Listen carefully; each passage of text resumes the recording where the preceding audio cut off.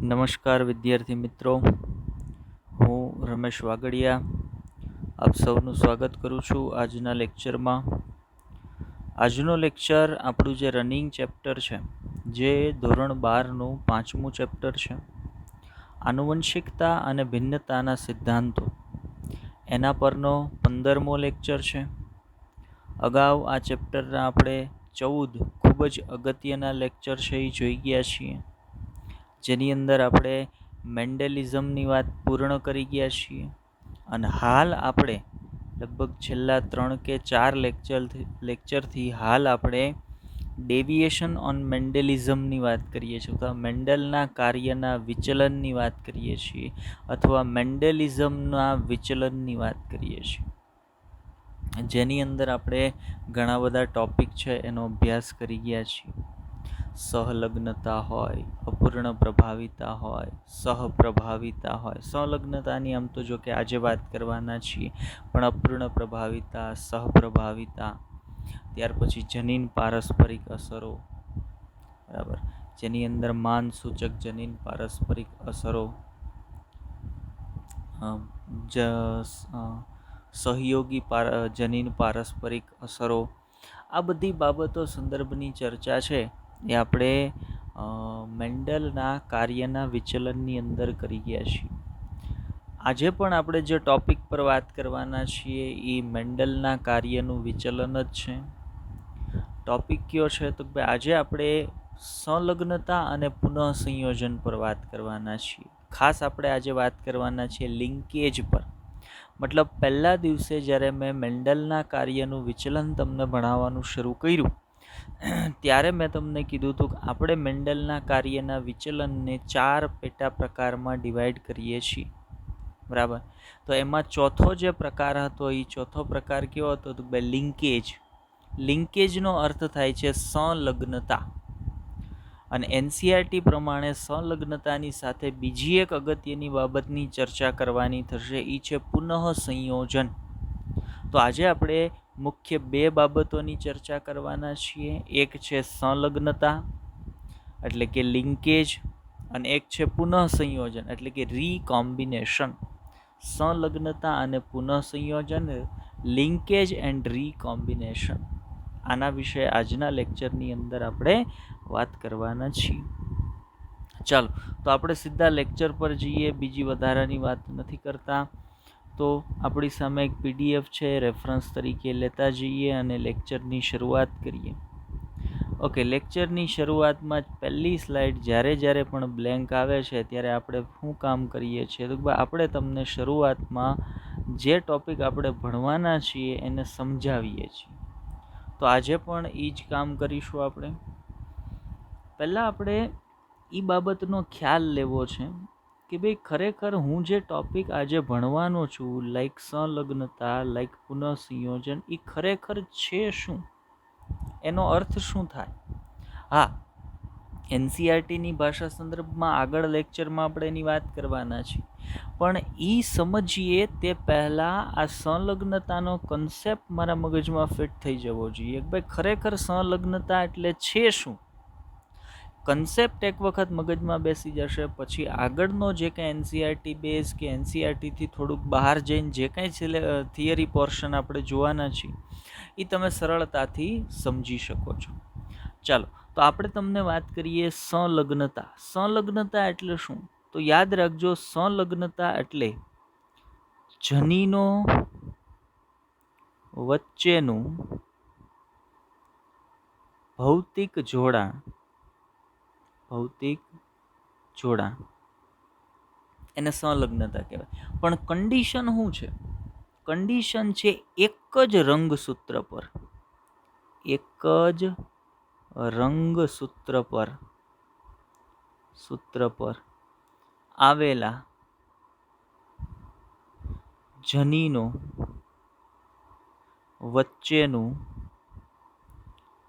ભૌતિક જોડાણ. ભૌતિક જોડાણ એને શું કહેવાશે તો ભાઈ એને જ આપણે સંલગ્નતા તરીકે ઓળખાવીએ છીએ. ફરી એક વખત કહું, સંલગ્નતા એટલે શું છે? સંલગ્નતા એટલે જનીનો વચ્ચેનું ભૌતિક જોડાણ.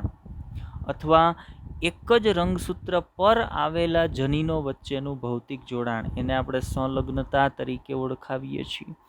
ચલો હવે આ વસ્તુને હજી થોડીક ડિટેલમાં સમજવાનો પ્રયત્ન કરીએ કે ભાઈ એક થિયરી પોર્શનમાં એક વ્યાખ્યા સ્વરૂપે તો આપણે વાત કરી દીધી કે ભાઈ સંલગ્નતા કોને કહેવાશે, બરાબર. જો હમણાં હું પુનઃ સંયોજનની તમને કોઈ પણ પ્રકારની વાત નથી કરવાનો, પહેલાં સંલગ્નતાને વ્યવસ્થિત સમજી લેવાનું છે. એક વખત તમને સંલગ્નતા સમજાઈ જશે એટલે પુનઃ સંયોજન છે એ ઓટોમેટિકલી આપણને સમજાઈ જશે. તો પહેલાં આપણે ફોકસ કરીએ કોના પર? સંલગ્નતા પર. હવે વ્યાખ્યામાં મેં શું કીધું હતું? એક જ રંગસૂત્ર પર આવેલા જનીનો વચ્ચેનું ભૌતિક જોડાણ. તો સમજો કે અહીંયા હું એક રંગસૂત્ર દોરું છું તમારી સામે. આ એક રંગસૂત્ર છે, બરાબર. હવે એ રંગસૂત્ર પર જનીનો આવેલા છે. સમજી લ્યો, અહીંયા એક જીન આવેલું છે, એક જીન અહીંયા આવેલું છે, બીજું એક જીન આપણે બતાવીએ, એનાથી નીચે એક જીન અહીંયા આવેલું છે, એક જીન અહીંયા આવેલું છે, બરાબર. હવે જનીનના નામ આપી દઈએ. તો ઉપર તરફના જીનને કહી દો વાય જીન, વાય જીન, કેપિટલ વાય જીન કહી દો. નીચે તરફના જીનને કહી દો આર જીન, કેપિટલ આર જીન કહી દો. હવે એવું જ એક બીજું સમજાત રંગસૂત્ર આપણે દોરી દઈએ બાજુમાં. જો ધ્યાન આપજો, એકદમ એટેન્ટિવ રહી અને સમજજો. આ બાબત સમજાવવી, કન્સેપ્ટ સમજાવવો ખૂબ જ ઇમ્પોર્ટન્ટ છે. ચાલો, મતલબ આ સમજાત રંગસૂત્ર છે, એના પર પણ અહીંયા જનીન આવેલા છે, એક જોડી, બીજી જોડી જનીનની આવેલી છે. હવે માનો અહીંયા જે જનીનો છે એને નામ આપ્યા છે small Y, small Y, small R, small R. હવે તો જુઓ, આ ડેવિએશન ઓન મેન્ડેલિઝમ શું કામ છે એને પહેલાં તમને સમજાવીએ, અને પછી સંલગ્નતા શું છે એને તમને સમજાવીએ. તો મેન્ડલે શું કીધું હતું પોતાના દ્વિસંકરણના પ્રયોગમાં? કેમ હું એમ કહું છું દ્વિસંકરણનો પ્રયોગ? તો અહીંયા કેટલા લક્ષણો હશે? જો જનીનની કેટલી જોડ? કેપિટલ વાય એક જોડ, એના જે વૈકલ્પિક સ્વરૂપો છે એ સ્મોલ વાય. બીજી જનીનની જોડ કેપિટલ આર અને એના વૈકલ્પિક સ્વરૂપ સ્મોલ આર. મતલબ આપણે કહી શકીએ કે અહીંયા જનીનની કેટલી જોડી છે? તો ભાઈ 2 જોડી છે. જનીનની 2 જોડી, એનો અર્થ શું થાય? લક્ષણો કેટલા હશે? તો ભાઈ લક્ષણો હશે 2. લક્ષણો કેટલા હશે? 2. તો 2 લક્ષણને ધ્યાનમાં રાખી અને જે સંકરણનો પ્રયોગ થાય એને કયો સંકરણ કહેવાય? તો એને દ્વિસંકરણ કહેવાય. હવે મેન્ડલે શું કીધું હતું કે દ્વિસંકરણના પ્રયોગમાં જે 2 જોડી જનીન છે, દ્વિસંકરણના પ્રયોગમાં જે 2 જોડી જનીન છે, લાઈક હું તમને અહીંયા વાત કરું, કેપિટલ વાય, કેપિટલ આર, એના વૈકલ્પિક સ્વરૂપ સ્મોલ વાય, સ્મોલ આર. દ્વિસંકરણના પ્રયોગમાં મેન્ડલે આવા 2 છોડ વટાણાના પસંદ કર્યા હતા. અને એણે શું કીધું હતું? તો ભાઈ એણે કીધું હતું જ્યારે જન્યુ નિર્માણની પ્રક્રિયા થાય ને, માનો આ બંને વચ્ચે સંકરણ થયું એટલે તમને કયો છોડ પ્રાપ્ત થયો? તો આ બંનેના સંકરણના પરિણામ સ્વરૂપે છોડ પ્રાપ્ત થયો હતો કેપિટલ. આ બંનેના સંકરણના પરિણામ સ્વરૂપે capital Y, capital R, small R છોડ પ્રાપ્ત થયો હતો. હવે જુઓ, મેન્ડલે શું કીધું હતું? મેન્ડલે કીધું હતું કે એક રંગસૂત્ર પર આવેલ જે 2 જનીનો છે અથવા તો જનીનની જે જોડી છે, એ જનીનની 2 જોડીનું દરેક જનીન એકબીજાથી સ્વતંત્ર વિશ્લેષણ પામશે. મતલબ કેપિટલ વાય એની રીતે વિશ્લેષણ પામશે, કેપિટલ આર એની રીતે વિશ્લેષણ પામશે. એવી જ રીતે અહીંયા જુઓ, કેપિટલ વાય એની રીતે વિશ્લેષણ પામશે, કેપિટલ આર એની રીતે વિશ્લેષણ પામશે. એવું નહીં કે જ્યાં મતલબ આ કેપિટલ વાય અને કેપિટલ આર વચ્ચે કોઈ પણ પ્રકારનું જોડાણ નથી. કેપિટલ વાય પોતાની રીતે સંતતિમાં ઉતરી આવે છે એટલે વિશ્લેષણ પામે છે, અને કેપિટલ આર પોતાની રીતે સંતતિમાં ઉતરી આવે છે અથવા તો વિશ્લેષણ પામે છે. એવું કોણે કીધું હતું? મેન્ડલે. અને એ નિયમને મેન્ડલે કયો નિયમ કીધો તો? એ નિયમને યાદ કરો, એણે કીધો તો આનુવંશિકતાનો ત્રીજો નિયમ, એટલે કે મુક્ત વિશ્લેષણનો નિયમ. એ નિયમને એણે મુક્ત વિશ્લેષણનો નિયમ કીધો હતો કે એક રંગસૂત્ર પર અથવા તો એક સાથે દ્વિસંકરણના પ્રયોગમાં જે બે જનીનની જોડી હોય ને, એ દરેક બે જનીનની જોડીનું દરેક જીન એકબીજાથી મુક્ત રીતે વિશ્લેષણ પામે છે. એવું કોણે કીધું હતું? તો ભાઈ એવું કીધું હતું મેન્ડલે. અને એનો અર્થ તમે કાઢો એટલે એનો અર્થ એવો થાય કે ભાઈ જે જનીનની જોડી રહેલ છે એના જનીનોને એકબીજા સાથે કોઈ પણ પ્રકારનું જોડાણ હોતું નથી, એકબીજાથી સ્વતંત્ર રીતે વિશ્લેષણ પામે છે. પણ એક વૈજ્ઞાનિક હતા T.H. મોર્ગન નામના. મેન્ડલના કાર્યની તો આપણે વાત કરી કે ભાઈ મેન્ડલે આનુવંશિકતાનો ત્રીજો નિયમ એટલે મુક્ત વિશ્લેષણનો નિયમ દ્વિસંકરણના પ્રયોગ પરથી દીધો હતો, અને એણે કીધું હતું કે દરેક જનીન એકબીજાથી સ્વતંત્ર રીતે વિશ્લેષણ પામે છે. પણ T.H. મોર્ગન નામના વૈજ્ઞાનિક હતા, એણે મેન્ડલે જે પ્રકારના દ્વિસંકરણના પ્રયોગ કર્યા હતા ને એવા સેમ દ્વિસંકરણના પ્રયોગ કર્યા. અને એણે શું જોયું? તો ભાઈ એણે જોયું એક જ રંગસૂત્ર પર, ધ્યાન આપજો, એણે જોયું એક જ રંગસૂત્ર પર આવેલ જનીનની જોડી, એક જ રંગસૂત્ર પર આવેલ જનીનની જોડી એટલે કેપિટલ વાય અને કેપિટલ આર, આ એક જનીનની જોડી થઈ. તો એક જ રંગસૂત્ર પર આવેલ જનીનની જોડી પૈકીના જનીનો એકબીજા સાથે ભૌતિક જોડાણ ધરાવે છે. અને એ એકબીજા સાથેનું એ જે ભૌતિક જોડાણ છે ને, એને જ એણે શું કીધું? એને જ એણે સંલગ્નતા કીધું. અને ભૌતિક જોડાણના જ પરિણામ સ્વરૂપે બંને જનીન મતલબ કેપિટલ વાય અને કેપિટલ આર, એ બંને જનીન એકબીજાની સાથે મળી અને વિશ્લેષણ પામે છે. મતલબ મેન્ડલને અહીંયા ખોટા સાબિત કર્યા ને મોર્ગન. મેન્ડલે શું કીધું તું? જનીનની જોડી પૈકીનું દરેક જીન છે એ મુક્ત રીતે વિશ્લેષણ પામે છે. મતલબ જ્યારે દ્વિસંકરણનો પ્રયોગ હોય ત્યારે નોર્મલ જે જનીનની જોડી છે, લાઈક કેપિટલ વાય, નોર્મલ જનીનની જોડી કેપિટલ વાય, તો એનું તો દરેક જીન એકબીજાથી સ્વતંત્ર જ વિશ્લેષણ પામશે જ્યારે જન્યુ બનતા હશે ત્યારે. પણ આપણે અહીંયા દ્વિસંકરણના પ્રયોગમાં બે લક્ષણ માટે જવાબદાર બે જનીનની જોડી એટલે એક લક્ષણ માટે જવાબદાર કેપિટલ વાય ને એક લક્ષણ માટે જવાબદાર કેપિટલ આર, એ બે જનીનની જોડીની વાત કરીએ છીએ, જે ક્યાં આવેલ છે? તો ભાઈ જે એક જ રંગસૂત્ર પર આવેલ છે. અને એવી જનીનની જોડીના બંને જનીનો એકબીજા સાથે શું ધરાવે છે? તો ભાઈ ભૌતિક જોડાણ ધરાવે છે. અને એ જ ભૌતિક જોડાણને શું કહેવાય? તો ભાઈ સંલગ્નતા કહેવાય. એટલા માટે જ એણે શું ઓબ્ઝર્વેશન કર્યું હતું? એણે ઓબ્ઝર્વેશન કર્યું હતું કે પિતૃની અંદરથી જ્યાં કેપિટલ વાય છે એ ઉતરી આવતો હતો, મતલબ પિતૃમાંથી સંતતિમાં જે જગ્યાએ કેપિટલ વાય આવતો હતો એવી મોટા ભાગની જગ્યા હતી એની સાથે કેપિટલ આર પણ આવતો હતો. મતલબ એનો અર્થ એવો થયો ને કે કેપિટલ વાય અને કેપિટલ આર વચ્ચે કોઈ જોડાણ છે, કોઈ ભૌતિક જોડાણ છે, જેના કારણે જ્યાં કેપિટલ વાય જાય છે ત્યાં કેપિટલ આર જાય છે.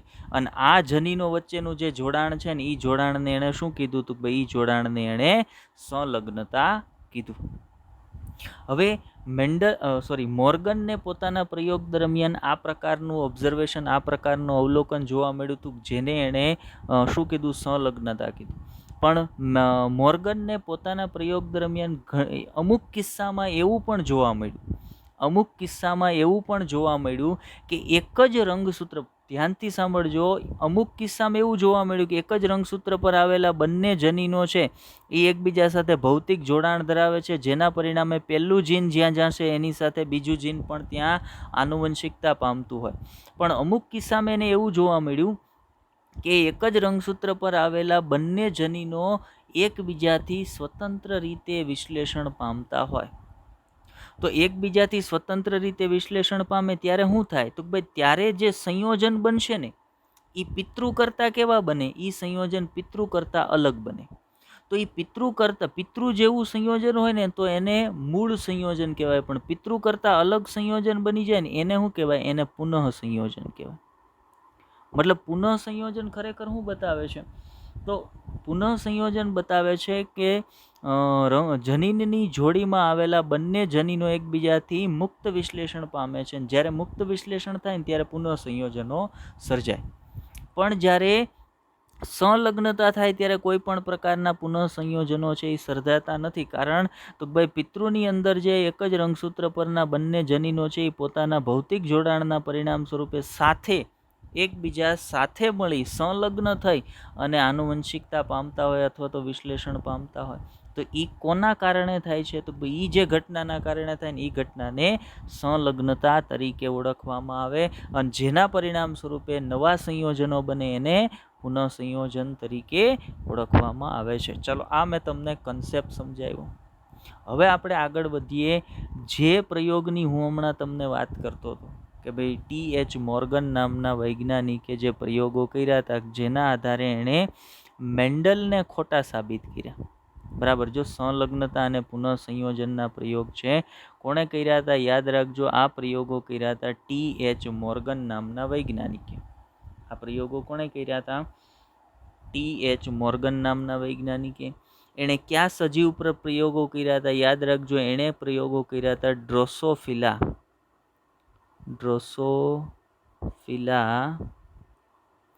મેલેનોગેસ્ટર.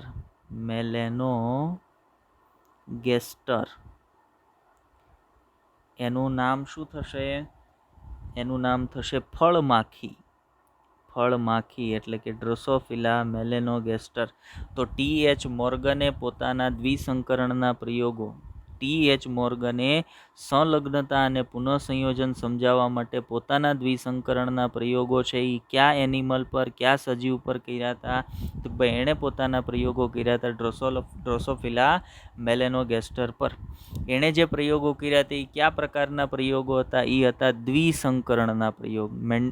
T.H. મોર્ગનના પ્રયોગો કેવા હતા? દ્વિસંકરણના હતા. અને એ દ્વિસંકરણના પ્રયોગ કોના જેવા હતા? તો ભાઈ મેન્ડલે જે પ્રકારના દ્વિસંકરણના પ્રયોગો કર્યા હતા ને એવા સેમ દ્વિસંકરણના પ્રયોગ છે T.H. મોર્ગને કર્યા હતા. માત્ર તફાવત એ હતો કે મેન્ડલે દ્વિસંકરણના પ્રયોગ કર્યા હતા વટાણાના છોડ પર, પાયસમ સતાઇવમ પર.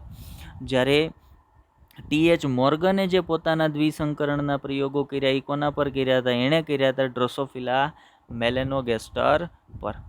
હવે એણે ડ્રોસોફિલા મેલેનોગેસ્ટરને શું કામ પસંદ કરી? તો ગઈકાલના લેક્ચરની અંદર મેં તમને કીધું હતું ડ્રોસોફિલાની થોડીક લાક્ષણિકતાઓ કે એનો ઉછેર કરવો સરળ છે, એનું જીવનચક્ર ખૂબ જ નાનું છે, 2 અઠવાડિયાનું જ હોય છે.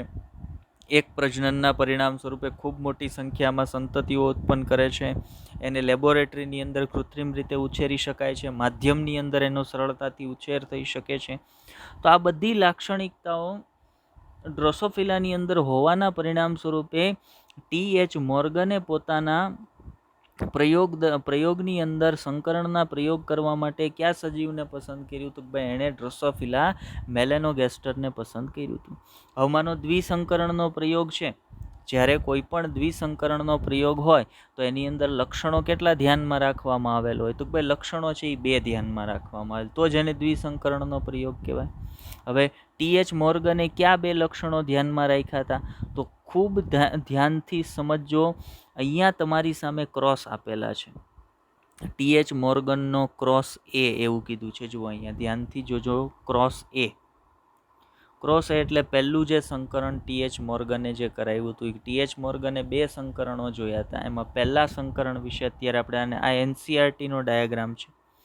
NCERTનો ડાયાગ્રામ છે અને IMP ડાયાગ્રામ છે. ખૂબ જ ઇમ્પોર્ટન્ટ છે. આની અંદરથી ક્વેશ્ચન પૂછાઈ શકે અને પૂછાઈ શકે શક્યતા ખૂબ જ વધારે. હવે જો એણે શું કર્યું? તો ભાઈ એણે જે 2 લક્ષણો પસંદ કર્યા ને એમાં એક લક્ષણ હતું વાયથી એણે દર્શાવ્યું હતું. એ લક્ષણ હતું પીળા રંગની ડ્રોસોફિલા, મતલબ પીળા રંગનો દેહ. ડ્રોસોફિલાનું શરીર કેવા રંગનું હતું? પીળા રંગનું. અને બીજા માટે એણે શબ્દ લેટર વાપર્યો છે W. નો અર્થ એણે લીધો છે સફેદ રંગની આંખ. સફેદ રંગની આંખ. જો અહીંયા નીચે લખી દીધું છે પીળો અને સફેદ. પીળો અને સફેદનો અર્થ થાય છે પીળા રંગનો દેહ અને સફેદ રંગની આંખ. પીળા રંગનો દેહ અને સફેદ રંગની આંખ. આવા લક્ષણ ધરાવતી એક ડ્રોસોફિલા માખી છે એણે પસંદ કરી, એક માદા ડ્રોસોફિલા માખી છે એણે પસંદ કરી. કયા બે લક્ષણોને એણે ધ્યાનમાં લીધા હતા? એક શરીરનો રંગ અને બીજો આંખનો રંગ. શરીરનો રંગ એણે લીધો પીળો રંગ અને આંખનો રંગ લીધો એણે સફેદ રંગ. તો પીળા રંગના દેહવાળી સફેદ રંગની આંખોવાળી માદા ડ્રોસોફિલા એણે પસંદ કરી અને એનું સંકરણ એને કોની સાથે કરાવ્યું? વન્ય પ્રકાર સાથે. વન્ય પ્રકાર એટલે જે પ્રભાવી લક્ષણો હોય ને, પ્રભાવી જનીન ધરાવતું જે સજીવ હોય ને એને વન્ય પ્રકાર કહેવાય. તો એણે જે પ્રભાવી માખી પસંદ કરી હતી, જેને એણે નર માખી તરીકે પસંદ કરી, એની અંદર લક્ષણો શું હતા? તો ભાઈ એની અંદર એણે દર્શાવ્યા હતા લક્ષણોને Y' અને W' એની માથે પ્લસ લખેલું છે. આમ તો તમને ડેશ સ્વરૂપે દેખાય છે, પણ ત્યાં પ્લસ લખેલું છે, Y+ અને W+. હવે Y+ અને W+ સંદર્ભમાં તમારે શું ધ્યાનમાં લેવાનું છે? તો સામે જુઓ, Y એટલે શું હતું? પીળા રંગનો દેહ. તો અહીંયા Y+ નો અર્થ તમારે લેવાનો છે. Y+ નો અર્થ લેવાનો છે તમારે બદામી રંગનો દેહ. કેવો દેહ? બદામી રંગનો દેહ. અને W+ નો અર્થ લેવાનો છે લાલ રંગની આંખ. બદામી રંગનો દેહ અને લાલ રંગની આંખ. તો ડ્રોસોફિલાની અંદર દ્વિસંકરણનો પ્રયોગ કરવા માટે મેન્ડલે જે બે લક્ષણો ધ્યાનમાં લીધા હતા, એક હતો દેહનો રંગ અને બીજો હતો આંખનો રંગ. અને એના માટે એણે જે બે ડ્રોસોફિલા પસંદ કરી હતી, એમાં પહેલી ડ્રોસોફિલા માખી હતી પીળા રંગનો દેહ અને સફેદ રંગની આંખવાળી. બીજી ડ્રોસોફિલા માખી એણે જે પસંદ કરી હતી એ હતી બદામી રંગનો દેહ અને લાલ રંગની આંખ. હવે જે અને બદામી રંગનો દેહ અને લાલ આંખવાળી જે માખ હતી એને એણે નર માખી તરીકે લીધી હતી. અને યાદ રાખો, મોર્ગને જે લક્ષણોને ધ્યાનમાં લીધા હતા દ્વિસંકરણના પ્રયોગમાં, એ જાણતા હતા કે એ લક્ષણ કયા રંગસૂત્ર પર આવેલા છે. યાદ રાખજો, એ લક્ષણ આવેલા હતા X રંગસૂત્ર પર. એટલે એ કેવા? લિંગી રંગસૂત્ર પર આવેલા છે. લિંગી રંગસૂત્ર પર આવેલા છે. હવે લિંગી રંગસૂત્ર તરીકે એ ખાસ કરીને કયા લિંગી રંગસૂત્ર પર છે? X પર છે, Y પર આવેલ નથી. હવે જુઓ, માદા માખીની અંદર બંને X હોય, નર માખીમાં એક X હોય ને એક Y હોય. હવે અહીંયા જે બે રંગસૂત્ર તમને બતાવ્યા છે, આ નરના બે રંગસૂત્ર છે, અને અહીંયા જે બતાવ્યા એ માદાના બે રંગસૂત્ર છે. હવે જુઓ, નરના બે રંગસૂત્રમાં એક રંગસૂત્રને સીધી લીટીમાં બતાવ્યું છે અને એક રંગસૂત્રને સેજ આગળથી વળેલું બતાવ્યું છે. હવે જે વળેલું છે ને એ છે Y રંગસૂત્ર અને જે સીધું છે ને એ છે X રંગસૂત્ર. અને માદાની અંદર બંને સીધા છે, એટલે એ બંને કયા રંગસૂત્ર થયા? બંને X રંગસૂત્ર થયા. મતલબ નરની અંદર એક જ રંગસૂત્ર એવું છે કે જે જનીન ધરાવે છે, જ્યારે માદાની અંદર બે રંગસૂત્ર એવા છે બંને પર જનીનો આવેલા છે. કારણ જે જનીનનો તમે જે લક્ષણનો અભ્યાસ કરો છો એ લક્ષણ માટેના જનીન માત્ર ને માત્ર X રંગસૂત્ર પર આવેલ છે. એટલે માદામાં બંને રંગસૂત્ર પર હશે, જ્યારે નરમાં માત્ર એક જ રંગસૂત્ર પર હશે. હવે આ બંને માખી વચ્ચે એણે સંકરણ કરાવ્યું. આ બંને માખી વચ્ચે કોણે? T.H. મોર્ગને સંકરણ કરાવ્યું. હવે એ સંકરણના પરિણામ સ્વરૂપે જે પ્રાપ્ત થાય એને F1 પેઢી કહેવાશે. એ સંકરણના પરિણામ જે પ્રાપ્ત થાય એને F1 પેઢી તરીકે ઓળખવામાં આવશે. F1 પેઢીની અંદર જો મેન્ડલના દ્વિસંકરણના પ્રયોગને યાદ કરો તો F1 પેઢીની અંદર તમામે તમામ સંતતિ એના જે બે પિતૃ છે ને એમાંથી કોઈ એકને મળતી આવે. મેન્ડલના દ્વિસંકરણના પ્રયોગમાં F1 પેઢીનું રિઝલ્ટ તમે યાદ કરો તો શું હતું? તો F1 પેઢીમાં તમામે તમામ સંતતિ એના જે બે પિતૃ છે એમાંથી કોઈ એકને મળતી આવતી હતી. જ્યારે મોર્ગનને શું જોવા મળ્યું? તો ભાઈ મોર્ગનને જોવા મળ્યું કે F1 પેઢીની અંદર એક સંતતિ પોતાના એક પિતૃ જેવી અને બીજી સંતતિ પોતાના બીજા પિતૃ જેવી મળી. હવે એની પાછળનું રીઝન, મતલબ એક સંતતિ કેવી મળી F1 પેઢીમાં? એક જે માખી મળી, મતલબ આમ તો એક સંખ્યાની વાત અહીંયા નથી કરતા આપણે. મેન્ડલને જે કુલ માખી મળી ને F1 પેઢીમાં, એમાંથી 50% માખી હતી ને પોતાના એક પિતૃ જેવી, 50% માખી બીજા પિતૃ જેવી. હવે પહેલો પિતૃ એટલે વન્ય પ્રકાર, એટલે બદામી રંગનો દેહ અને લાલ રંગની આંખ, અને બીજો પિતૃ એટલે પીળા રંગનો દેહ અને સફેદ રંગની આંખ. હવે આવું કેમ થયું?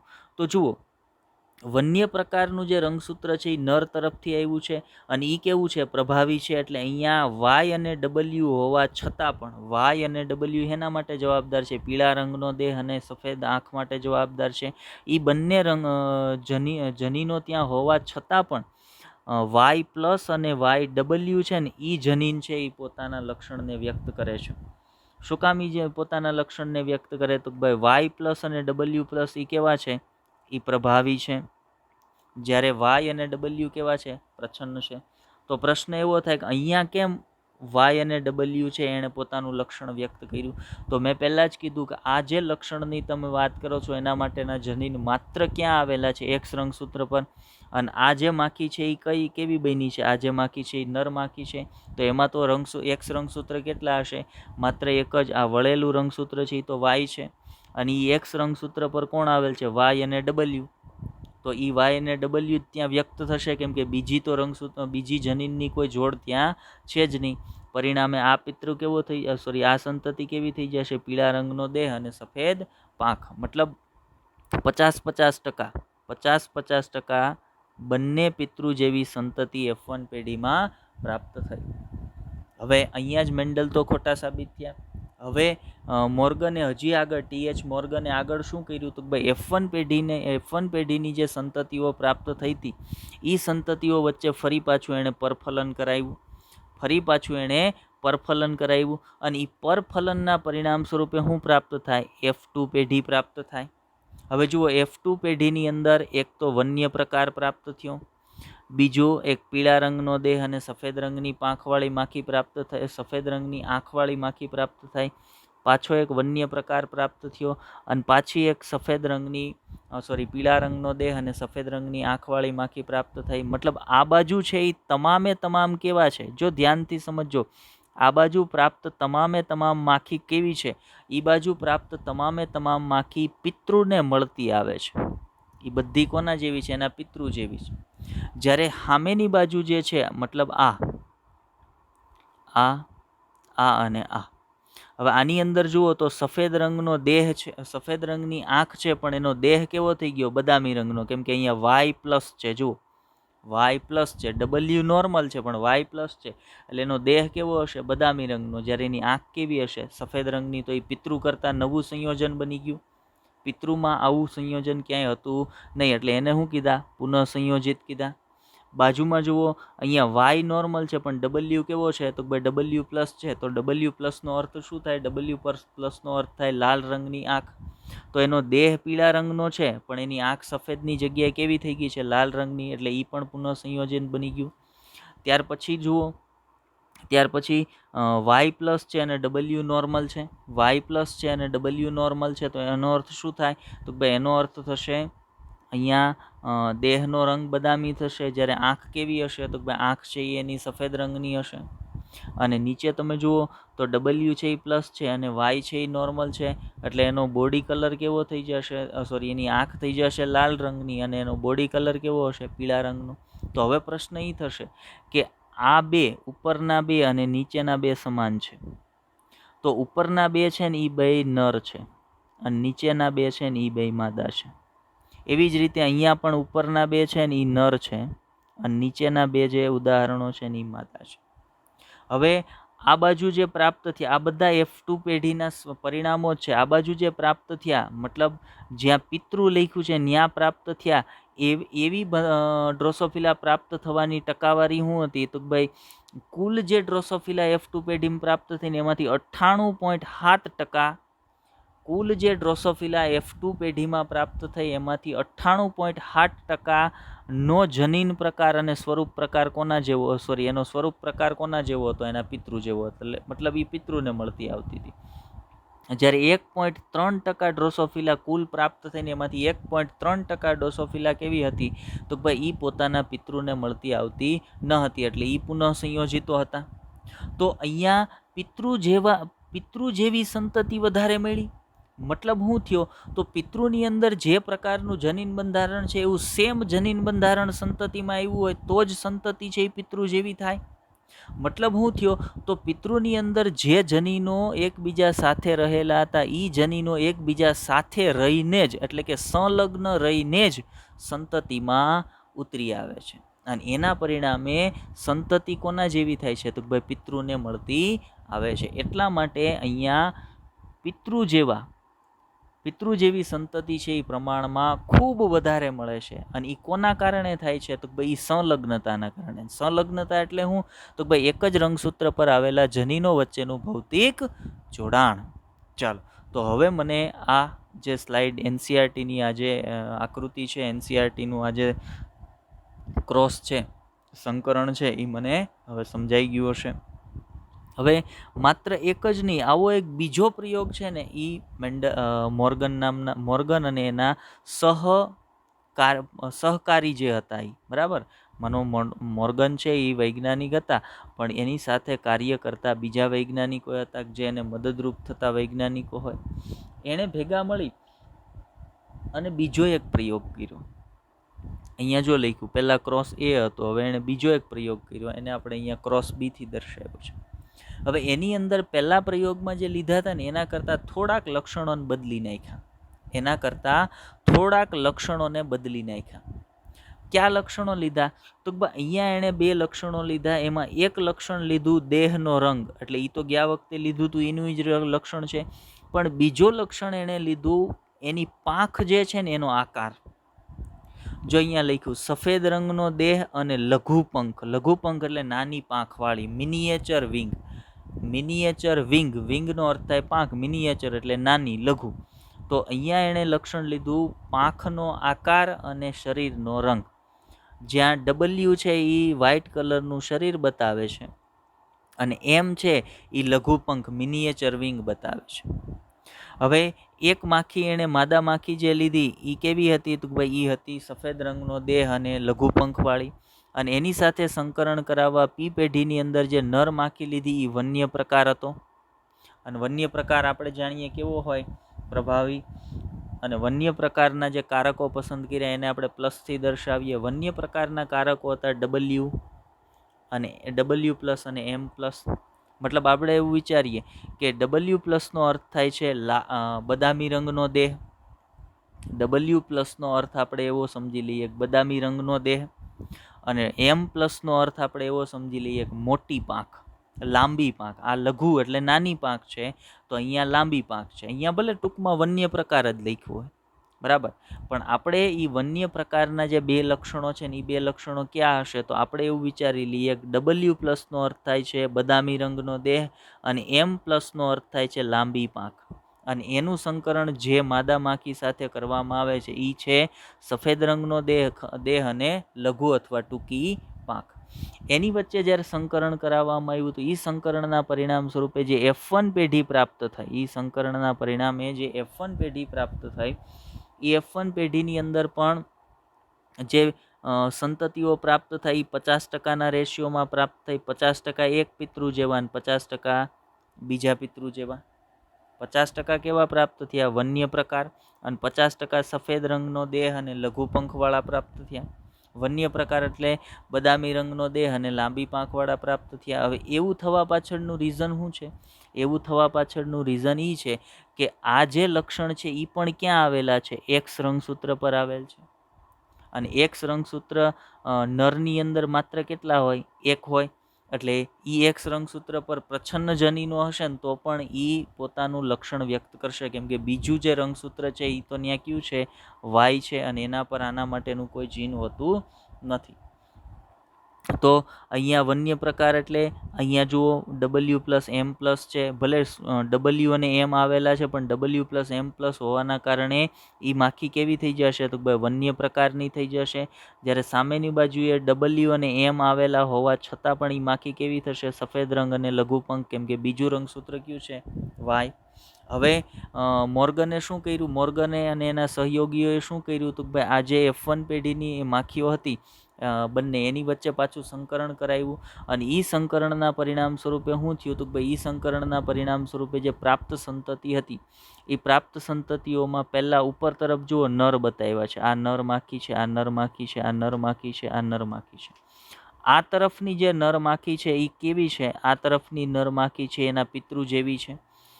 આ નીચે છે આ બધી માદા માખી છે. આ તરફની માદા માખી છે એ પણ કોના જેવી છે? પિતૃ જેવી છે. જ્યારે આ બાજુ તમે ધ્યાન આપશો તો આ બાજુની જેટલી નર માખી છે એ એના પિતૃ કરતાં પુનઃસંયોજિત છે અને માદા માખી પણ એના પિતૃ કરતાં પુનઃસંયોજિત છે. તો અહીંયા પુનઃસંયોજિતની ટકાવારી તમે જુઓ 37.2% અને પિતૃ જેવા એટલે સંલગ્નતાની ટકાવારી તમે જુઓ 62.8%. મતલબ પાછળનો જે ક્રોસ હતો ને એની કમ્પેરિઝનમાં અહીંયા પુનઃસંયોજિતની ટકાવારી કેવી છે? તો વધારે છે અથવા ઊંચી છે. અને આની સાબિતી આવું થવા પાછળનું કારણ મોર્ગન એના જે સહયોગીઓ છે એણે શું આપ્યું? તો ભાઈ ઘણી વખત એક જ રંગસૂત્ર પર આવેલા જનીનો છે એ એકબીજાથી સ્વતંત્ર રીતે પણ ઘણી વખત મોર્ગને શું કીધું? મોર્ગન અને એના સહયોગીઓએ એવું કીધું કે ઘણી વખત એક જ રંગસૂત્ર પર આવેલા બે જનીનો છે એકબીજાથી સ્વતંત્ર રહીને પણ વિશ્લેષણ પામતા હોય. પણ એનો આધાર કોના પર છે? એનો આધાર છે એ રંગસૂત્ર પર જે જનીનો આવેલા છે એ જનીનો વચ્ચેનું અંતર. જે જનીન રંગસૂત્ર પર એક જ રંગસૂત્ર પર ગોઠવાયેલા બે જનીન જેટલા એકબીજાથી નજીક એટલી એની વચ્ચે સંલગ્નતા વધારે અને જેટલા એકબીજાથી દૂર એટલી એની વચ્ચે સંલગ્નતા ઓછી અથવા પુનઃસંયોજન વધારે. હવે આ બાબતને આપણે થિયરીમાં સમજવાનો પ્રયત્ન કરીએ. ચાલો, તો શું કીધું છે? ઓકે, અને પુનઃસંયોજન થવાનું રીઝન, ચાલો અહીંયા એક બાબત આપણે લીધી છે વચ્ચે. પુનઃસંયોજન થવાનું રીઝન શું છે? તો આ જે છે એ સમજાત રંગસૂત્રની જોડી છે. એમાં શું છે? જુઓ, આ બાજુ capital A, capital B, capital C અને બીજા રંગસૂત્ર પર સ્મોલ a, સ્મોલ b અને સ્મોલ c. હવે જો અર્ધીકરણની કોઈ એક અવસ્થા એટલે આપણે કહીએ પેકાઇટીન અવસ્થાની અંદર સ્વસ્તિક ચોકડીનું નિર્માણ થાય, આને આપણે સ્વસ્તિક ચોકડી કહીએ. અને સ્વસ્તિક ચોકડી છૂટી પડે ત્યારે શું થાય? તો ભાઈ રંગસૂત્ર વચ્ચે જનીનોની અદલા બદલી. જો આ રંગસૂત્રનું સ્મોલ c છે એ આ રંગસૂત્ર પાસે આવી ગયું અને આનો કેપિટલ C આ રંગસૂત્ર પાસે આવી ગયું, એટલે જનીનોની અદલા બદલી થઈ ગઈ. અને પરિણામે આનું જે સંયોજન હતું, પહેલાં આનું સંયોજન હતું small a, small b, small c. હવે એના જગ્યાએ કેવું થઈ ગયું? સ્મોલ a, સ્મોલ b અને કેપિટલ C થઈ ગયું. અને સામેની બાજુ હતું કેપિટલ A, કેપિટલ B અને કેપિટલ C હતું, પણ એ હવે કેવું થઈ ગયું? કેપિટલ A, કેપિટલ B અને સ્મોલ c થઈ ગયું. તો નવા સંયોજનો બની ગયા. તો નવા સંયોજન બનવા પાછળનું રીઝન શું છે? તો ભાઈ આ પ્રકારની સ્વસ્તિક ચોકડી અથવા જનીનોની અદલા બદલી, જે ક્રિયાને વ્યતિકરણ તરીકે પણ ઓળખવામાં આવે છે. ચલો, હવે જેટલી બાબતોને આપણે સમજ્યા ને એ બધી બાબતોને થિયરીમાં જોઈ નાખીએ ફટાફટ. બરાબર, હવે આપણને બહુ વાર લાગવી જોઈએ નહીં સમજતા. તો શું કીધું? જુઓ, આપણે અત્યારે કમ્પ્લીટ NCERTની વાત પર જ છીએ કે સંલગ્નતા અને પુનઃસંયોજનના અભ્યાસ માટે TH મોર્ગન IEMP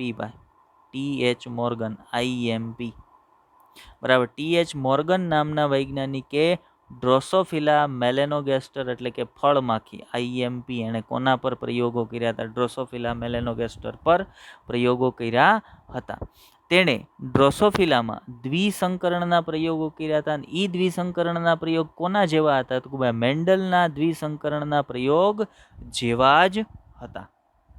મેન્ડલે જે પ્રકારના દ્વિસંકરણના પ્રયોગ કર્યા હતા, TH મોર્ગને પણ એવા જ દ્વિસંકરણના પ્રયોગ કર્યા હતા. તફાવત એટલું જ કે મેન્ડલે કર્યા હતા વટાણાના છોડ પર અને મોર્ગને કર્યા હતા ડ્રોસોફિલા મેલેનોગેસ્ટર પર.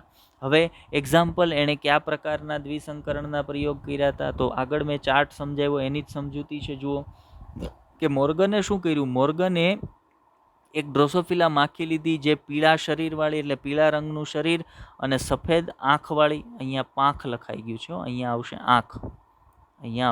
આંખ. કે પીળા શરીર અને સફેદ આંખવાળી માદા માખી પસંદ કરી અને એની સાથે સંકરણ કરાવવા માટે બદામી શરીર એટલે બદામી રંગનો દેહ અને લાલ આંખવાળી નર માખી પસંદ કરી. એની સાથે એણે સંકરણ કરાવ્યું. એના પરિણામ સ્વરૂપે જે F1 સંતતિ પ્રાપ્ત થઈ, F1 પેઢીની જે સંતતિ પ્રાપ્ત થઈ, એ F1 સંતતિનું શું કરાવ્યું? પરફલન કરાવ્યું અને જોયું કે બે જનીનોની જોડીઓ એકબીજાથી સ્વતંત્ર વિશ્લેષણ ન પામી એકબીજાથી સ્વતંત્ર વિશ્લેષણ ન પામી. હવે આવું એણે શું કામ કીધું? આવું એણે એટલા માટે કીધું કે F2 પેઢીની અંદર એને જે માખીઓ પ્રાપ્ત થઈ એમાં 98% માખી 98.2% અથવા 98% માખીઓ કોના જેવી હતી? તો 98% માખી એના પિતૃ જેવી હતી. એટલે એણે એવું કીધું કે એક જ જોડીના બંને જનીનો એકબીજાથી સ્વતંત્ર થઈ અને વિશ્લેષણ પામતા નથી, એ સાથે ને સાથે રહે છે, અને પરિણામે જે સંતતિ પ્રાપ્ત થઈ ને એ સંતતિ 98% કોના જેવી થઈ? તો પિતૃ જેવી થઈ. અને F2નું પ્રમાણ 9:3:3:1 કરતાં નોંધપાત્ર રીતે અલગ આવ્યું. મેન્ડલ પ્રમાણે F2 પેઢીનું જે પરિણામ છે એ શું આવવું જોઈએ? દ્વિસંકરણના પ્રયોગમાં 9:3:3:1 આવવું જોઈએ. પણ મોર્ગને જ્યારે પ્રયોગ કર્યો ત્યારે મોર્ગનને દ્વિસંકરણના પ્રયોગમાં એ પરિણામ કેવું મળ્યું? 3:1. કોના જેવું થયું? આ તો એક સંકરણના પ્રયોગના F2 પેઢીના પરિણામ જેવું થયું. તો એ ક્યારે મળ્યું? તો ભાઈ એને મળ્યું જ્યારે એણે ડ્રોસોફિલા માખી પર પોતાનો સંલગ્નતા અને પુનઃસંયોજન માટેનો દ્વિસંકરણનો પ્રયોગ કર્યો. અને આ 3:1 મળ્યું એટલે એણે શું કીધું? તો ભાઈ જુઓ, 3 માખી જે પ્રાપ્ત 4 માખી છે એમાંથી 3 માખી પિતૃ જેવી છે અને 1 માખી છે એ પુનઃસંયોજિત છે. મતલબ પિતૃ જેવી માખીઓની સંખ્યા ખૂબ વધારે છે. એનો અર્થ એવો થાય કે એક જ રંગસૂત્ર પર આવેલા બંને જનીનો છે એકબીજાથી સ્વતંત્ર રીતે વિશ્લેષણ પામતા નથી, પણ એકબીજાની સાથે રહે છે. અને એ સાથે કઈ ઘટના દ્વારા રહે છે? તો ભાઈ એની વચ્ચે એક ભૌતિક જોડાણ છે, જે ભૌતિક જોડાણને સંલગ્નતા તરીકે ઓળખવામાં આવે છે. ચલો આગળ વધીએ, હજી વાત કરીએ આપણે આ સંદર્ભમાં. તો મોર્ગન અને તેના સહયોગી મોર્ગન તથા તેના સહયોગીઓએ મોર્ગન અને તેના સહયોગીઓ જાણતા હતા કે જનીનો જે લક્ષણ માટે એને પસંદ કર્યા એ ક્યાં આવેલ છે? એક રંગસૂત્ર પર સ્થિત છે. અને ત્વરિત એ પણ જાણી લીધું કે જ્યારે દ્વિસંકરણ ક્રોસ એટલે દ્વિસંકરણનો પ્રયોગમાં 2 જનીનો એક જ રંગસૂત્ર પર આવેલા હોય ત્યારે પિતૃજનીન સંયોજનનું પ્રમાણ બિનપિતૃ પ્રકારથી ખૂબ જ ઊંચું મળે. મતલબ પિતૃ જેવી સંતતિઓ ખૂબ ઊંચી મળે. કોના કરતાં? બિનપિતૃ પ્રકાર કરતાં પિતૃ પ્રકારની સંતતિઓ છે એ ખૂબ જ વધારે પ્રાપ્ત થતી હોય. અને મોર્ગને તેનું કારણ 2 જનીનો વચ્ચેનું ભૌતિક સંયોજન અથવા ભૌતિક જોડાણ દર્શાવે છે અથવા એને સંલગ્નતા બતાવ્યું. મોર્ગને એના પાછળનું રીઝન બતાવ્યું જનીનોનું ભૌતિક સંયોજન અથવા સંલગ્નતા. જો મોર્ગને આ ઘટના માટે સંલગ્નતા શબ્દ આપ્યો, જે એક જ રંગસૂત્ર પરના જનીનોના ભૌતિક જોડાણને વર્ણવે છે. અને બિનપિતૃ જનીન સંયોજન માટે એણે શબ્દ શું આપ્યો? એણે શબ્દ આપ્યો પુનઃસંયોજન, કે જે પિતૃ કરતા અલગ જનીન પ્રકાર ધરાવતા હતા એને એણે પુનઃસંયોજનો કીધા. ચલો આગળ વાત કરીએ એ સંદર્ભમાં. તો મોર્ગન અને તેના સહયોગીઓએ એ પણ તપાસ લગાવી કે એક જ રંગસૂત્ર પર આવેલા હોવા છતાં પણ કેટલાક જનીનોની સંલગ્નતા ખૂબ વધુ હતી. કેટલાક જનીનોની સંલગ્નતા કેવી હતી? ખૂબ વધી હતી. એટલે કે એમાં પુનઃસંયોજનો ખૂબ ઓછા જોવા મળતા હતા. જેમ કે ક્રોસ એની અંદર એને શું મળ્યું હતું? 98.98% પિતૃ જેવી સંતતિ મળી અને માત્ર 1.8% સંતતિ જ કેવી મળી? તો એ પુનઃસંયોજનો મળ્યા. મતલબ એની અંદર પુનઃસંયોજન ખૂબ ઓછું હતું.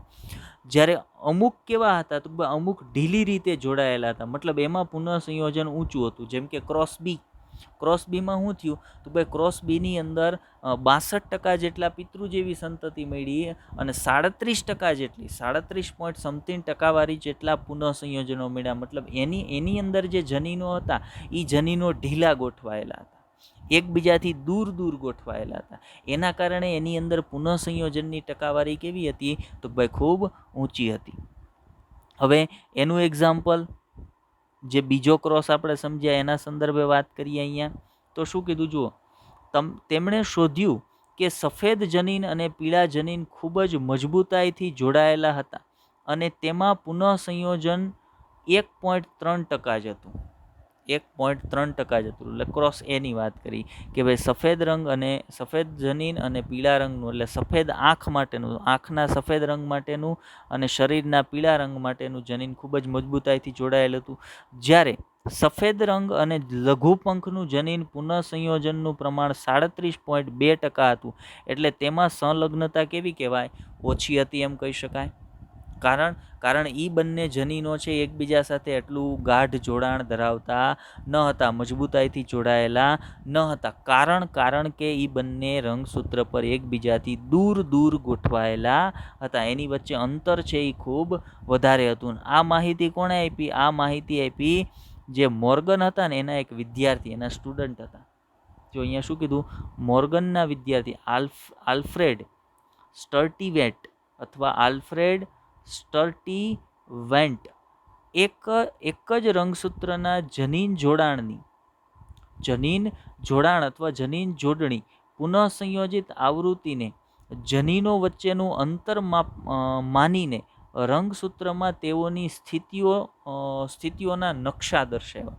મતલબ આલ્ફ્રેડ સ્ટર્ટીવેન્ટે શું કર્યું હતું કે આલ્ફ્રેડ સ્ટર્ટીવેન્ટે પુનઃસંયોજનની જે ટકાવારી છે ને, પુનઃસંયોજન અથવા સંલગ્નતાની જે ટકાવારી છે ને, એને કોની સાથે સરખાવી દીધી? એણે રંગસૂત્ર પર જનીનોની વચ્ચેનું જે અંતર છે ને એના સાથે સરખાવી દીધી. ઉદાહરણ તરીકે હું તમને કહું કે અહીંયા જુઓ, આ એક રંગસૂત્ર છે, એના પર જનીન અહીંયા ગોઠવાયેલ છે, એના પર અહીંયા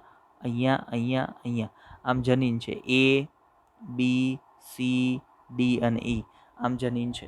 હવે સંલગ્નતા સૌથી વધુ કોની વચ્ચે હશે? A અને B વચ્ચે, કેમ કે એ એકદમ નજીક છે. એનાથી થોડીક ઓછી સંલગ્નતા A અને C વચ્ચે, એનાથી થોડીક ઓછી સંલગ્નતા A અને D વચ્ચે, સૌથી ઓછી સંલગ્નતા A અને E વચ્ચે, કેમ કે એની વચ્ચેનું ડિસ્ટન્સ છે એ ખૂબ વધારે છે.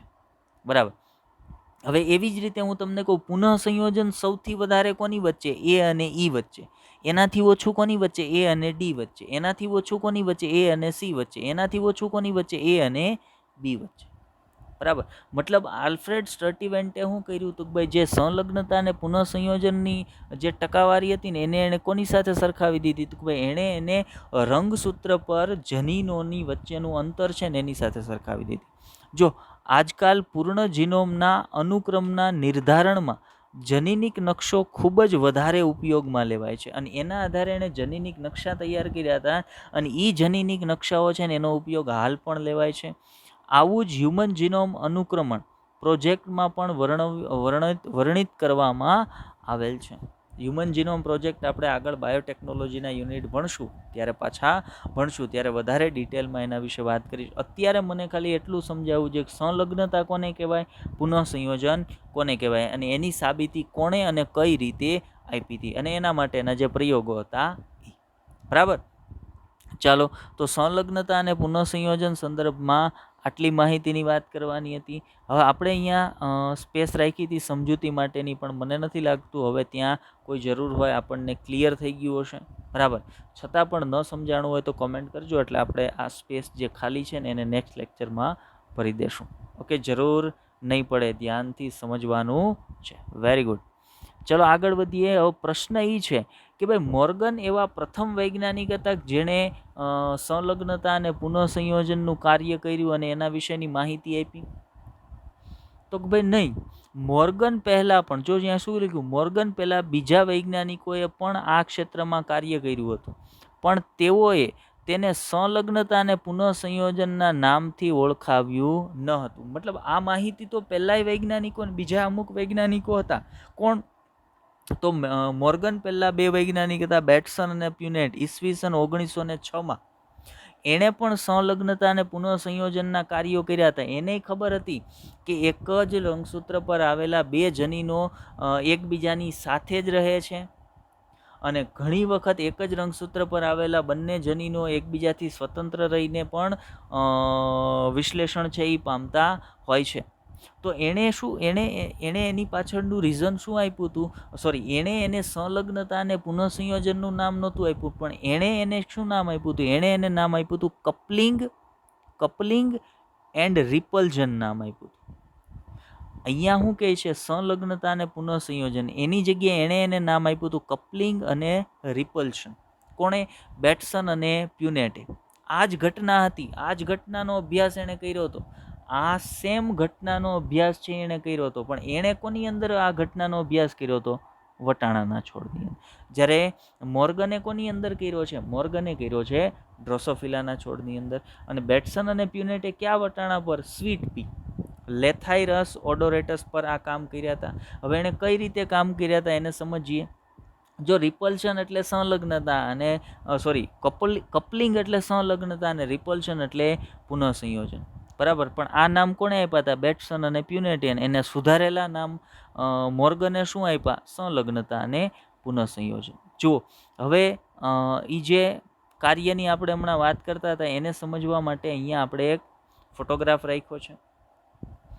આ બેટ્સન અને પ્યુનેટે કરેલ પ્રયોગ છે. બેટ્સન અને પ્યુનેટે કપલિંગ અને રિપલ્શનને સમજાવવા માટે કોની અંદર પ્રયોગ કર્યા હતા? વટાણાના છોડની અંદર. તો એણે વટાણાના છોડની અંદર 2 લક્ષણો ક્યાં પસંદ કર્યા હતા? એણે 2 લક્ષણ પસંદ કર્યા હતા. પુષ્પનો રંગ અને બીજું પસંદ કર્યું હતું પરાગરજનો આકાર. 2 લક્ષણ ક્યાં પસંદ કર્યા હતા? પુષ્પનો રંગ અને પરાગરજનો આકાર. એટલે એણે ક્યાં સંકરણ કરાવ્યું હતું? દ્વિસંકરણ. હવે એણે દ્વિસંકરણ કરાવવા માટે એક વટાણાનો છોડ પસંદ કર્યો જેની અંદર પુષ્પનો રંગ હતો વાદળી, મતલબ વાદળી રંગના પુષ્પવાળો વટાણાનો છોડ. જેની પરાગરજ કેવી હતી? લાંબી પરાગરજ હતી. મતલબ એક વટાણાનો છોડ હતો જે વાદળી રંગના પુષ્પ ધરાવતો હતો અને લાંબી પરાગરજ ધરાવતો હતો. એની સાથે સંકરણ કરાવવા માટે એણે જે વટાણાનો છોડ પસંદ કર્યો એની અંદર લાલ રંગના પુષ્પ હતા અને એની પરાગરજ હતી ગોળ. મતલબ વાદળી રંગના પુષ્પ અને લાંબી પરાગરજવાળા વટાણાના છોડનું સંકરણ એને કોની સાથે કરાવ્યું? લાલ રંગના પુષ્પ અને ગોળ પરાગરજ ધરાવતા વટાણાના છોડ સાથે. હવે એણે એના કારકો શું નક્કી કર્યા? તો જુઓ, એણે બ્લુ કલર માટે કેપિટલ બી અને લોંગ પરાગરજ માટે, લાંબી પરાગરજ માટે કેપિટલ એલ નક્કી કર્યા. ફોટોગ્રાફ સેજ ઝાંખો છે ભાઈ, આપણે સેજ સારી ક્વોલિટીમાં વિડીયો જોજો અથવા તો એકદમ ધ્યાનથી જોવાનો પ્રયત્ન કરજો. એના માટે એને કારક નક્કી કર્યા કેપિટલ બી, કેપિટલ એલ. અને સામેની બાજુએ એને પસંદ કર્યા સ્મોલ બી, સ્મોલ એલ. જે શું હતા? લાલ પુષ્પ અને ગોળ પરાગરજ. કેપિટલ બી, કેપિટલ એલ એટલે શું હતું? વાદળી પુષ્પ અને લાંબી પરાગરજ. હવે એની વચ્ચે એ સંકરણ કરાવશે એટલે પહેલું કામ શું થશે? જન્યુ બનશે. તો આ બાજુથી જન્યુ બનશે કેપિટલ બી, કેપિટલ એલ. અહીંયાથી જન્યુ બનશે સ્મોલ બી, સ્મોલ એલ. હવે પરિણામે F1 પેઢીનો છોડ શું બનશે? Capital B, capital L, small L. આવો છોડ બનશે. અને આ છોડ કેવો હશે? તો આ છોડ હશે વાદળી રંગના પુષ્પવાળો અને લાંબી પરાગરજવાળો છોડ પસંદ થયો. F1 પેઢીમાં જે છોડ પ્રાપ્ત થયો એ કેવો હતો? એ હતો વાદળી રંગનું પુષ્પ અને લાંબી પરાગરજવાળો. હવે આનું આગળ F1 પેઢીના બંને છોડનું સંકરણ બેટ્સન અને પ્યુનેટે ન કરાવ્યું, પણ બેટ્સન અને પ્યુનેટે શું કર્યું હતું? ભાઈ F1 પેઢીમાં પ્રાપ્ત જે છોડ હતો ને એમાંથી એક છોડને લઈ લીધો અને એનું સંકરણ એને કરાવ્યું એના પ્રચ્છન્ન પિતૃ સાથે.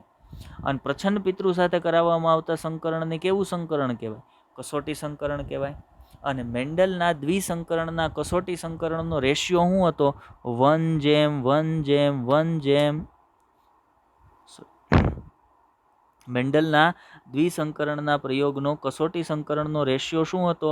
1:1:1:1 એવો રેશિયો હતો, બરાબર. હવે અહીંયા જે કસોટી સંકરણ થયું ને એની અંદર જો ધ્યાનથી સમજો, અહીંયા જે કસોટી સંકરણ થયું એ કસોટી સંકરણનો રેશિયો એને શું મળ્યો હતો? એને મળ્યો હતો 7:1:1:7. એને શું રેશિયો મળ્યો હતો? 7:1:1:7. હવે વચ્ચેના બે 1:1 છે ને, આ બાજુ છે 7:1:7. તો આ બંને છેડાના જે છે ને એ શું છે? એ પિતૃ જેવા સંયોજનો છે. મતલબ આ પહેલા 7 છોડ છે એ વાદળી રંગના પુષ્પવાળા અને લાંબી પરાગરજવાળા છે, અને છેલ્લા 7 છોડ છે એ લાલ રંગના પુષ્પવાળા અને ગોળ પરાગરજવાળા છે. મતલબ અહીંયા તમે જુઓ, કુલ 16 છોડમાંથી, અહીંયા આપણે 16 છોડના સંદર્ભમાં વાત કરીએ ને તો કુલ 16 છોડમાંથી 14 છોડ કેવા મળ્યા? પિતૃ જેવા. અને માત્ર 2 જ છોડ છે ને એ પુનઃસંયોજિત મળ્યા. મતલબ અહીંયા સંલગ્નતાની ટકાવારી કેવી છે? ખૂબ ઊંચી છે.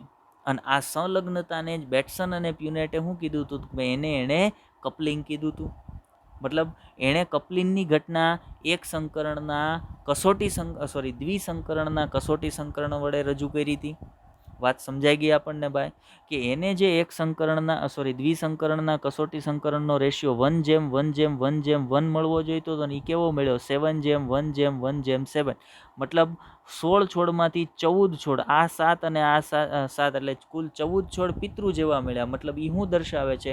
ઊંચી સંલગ્નતા દર્શાવે છે. અને એ જ ઘટનાને, ઊંચી સંલગ્નતાને એ સમયે બેટ્સન અને પ્યુનેટે શું કીધું હતું? એણે એને કપલિંગ કીધું હતું.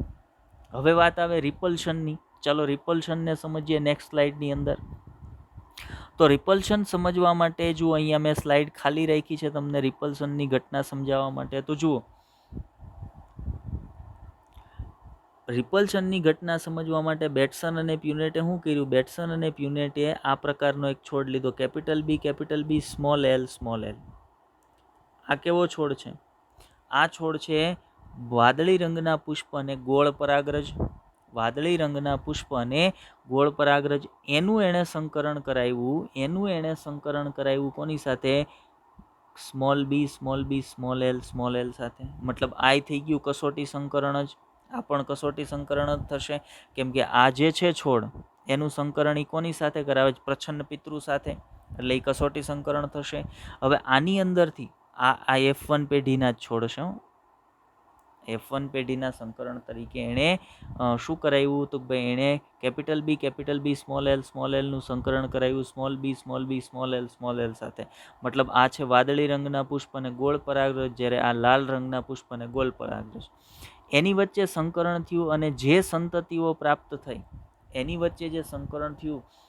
અને જે સંતતિઓ પ્રાપ્ત થઈ એનો ખરેખર રેશિયો, આ પણ શેવું છે? દ્વિસંકરણનું કસોટી સંકરણ છે. તો એનો રેશિયો મળવો શું જોઈતો હતો? 1:1:1:1 મળવો જોઈતો હતો.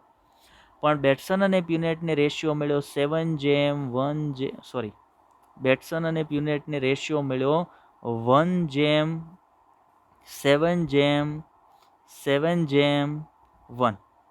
હવે આના પરથી એને સાબિત શું કર્યું? તો ભાઈ જુઓ, અહીંયા આ પિતૃ કેવા હતા? એ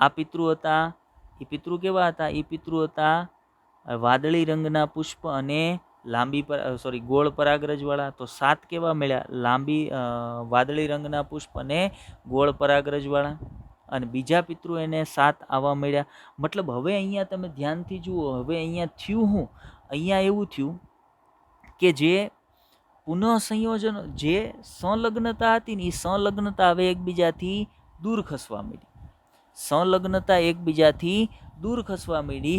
અને હવે પ્રમાણ કોનું વધી ગયું? હવે પ્રમાણ વધી ગયું પુનઃસંયોજનનું. હવે પ્રમાણ વધી ગયું પુનઃસંયોજનનું. આ ઘટનાને એણે શું કીધું? આ ઘટનાને એણે રિપલ્શન કીધું. રિપલ્શન એટલે એકબીજા પ્રત્યે, જો સંલગ્નતા એટલે એકબીજા પ્રત્યે આકર્ષણ અથવા જોડાણ, અને રિપલ્શન એટલે એકબીજાથી દૂર ખસવાની ઘટના, જનીનો એકબીજાથી દૂર જવાની ઘટના, એને રિપલ્શન તરીકે ઓળખવામાં આવે છે.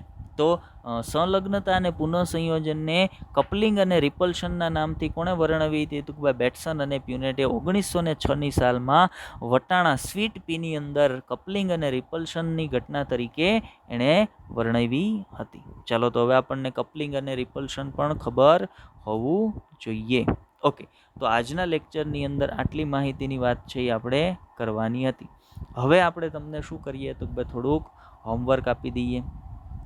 ચલો, હોમવર્કનો પહેલો ક્વેશ્ચન તમારો શું છે? તો ભાઈ આનુવંશિકતાનો રંગસૂત્રવાદ. પહેલો ક્વેશ્ચન નોટ કરજો. આનુવંશિકતાનો રંગસૂત્રવાદ કોણે આપ્યો હતો? વૈજ્ઞાનિકનું નામ આપવાનું છે તમારે. પહેલો ક્વેશ્ચન હતો તમારો. બીજો ક્વેશ્ચન છે તમારો, આપણે જે જૂનું શીખવાડેલું છે એ ભૂલી નથી ગયા ને, એ તપાસી લઈએ. એટલે બીજો એક ક્વેશ્ચન આવો આપી દઈએ. ચલો, તમને capital A, capital B, small b. ત્યાર પછી capital C, small c, capital D, small d. આની અંદરથી શક્યતઃ કેટલા જન્યુ બનશે અને ક્યાં? આ તમારે કહેવાનું છે. આ તમારો સેકન્ડ ક્વેશ્ચન છે. ત્યાર પછી થર્ડ ક્વેશ્ચન જુઓ. થર્ડ ક્વેશ્ચન છે આનુવંશિકતાના